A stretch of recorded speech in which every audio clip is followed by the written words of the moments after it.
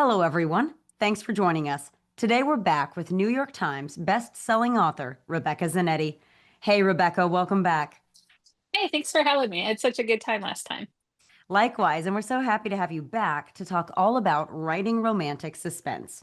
So, Rebecca, how do you maintain romantic tension while keeping the suspense plot moving at a thriller's pace?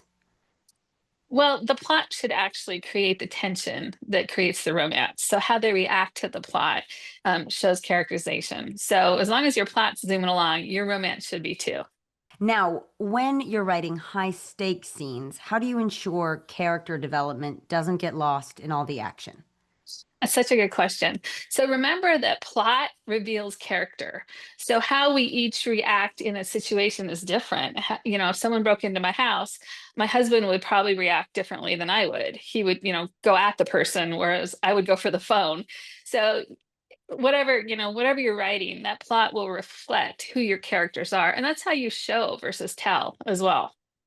Right. Now, you've written about soldiers, agents, and complex investigations. How much research goes into making your plots believable, and what sources do you typically rely on? That's a fun question.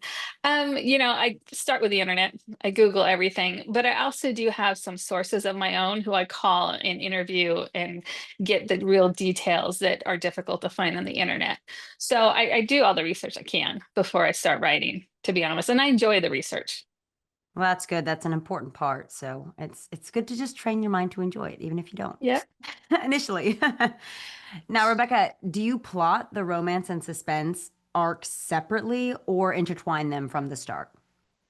I don't really plot that much, to be honest. I'm more of a pantser, so I intertwine from the start, and I do have to stop. Like midway into the book, I have to go back and say, okay, do I have all these threads combined in the right area? Especially with the thriller elements, you have to make sure you have those red herrings and the foreshadowing.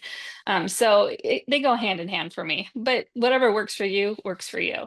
Now, Rebecca, lastly, I just want to ask, how do you decide when a character's past, example, trauma, secrets, or criminal ties, should enhance the suspense versus derail the romance? Well, ideally, it does both, right? If you can take someone's past and have it cause problems in every area and intrigue, you've got it. So ideally, I would make it work for both, to be honest. Well, Rebecca, thank you so much. That was wonderful insight on writing romantic suspense. Thanks for having me. I appreciate it. That's all the time we have for today. Thank you, everyone, for tuning in to today's interview with New York Times best-selling author Rebecca Zanetti. Be sure to check out our website for more videos. Wishing you all a fulfilling and successful writing journey.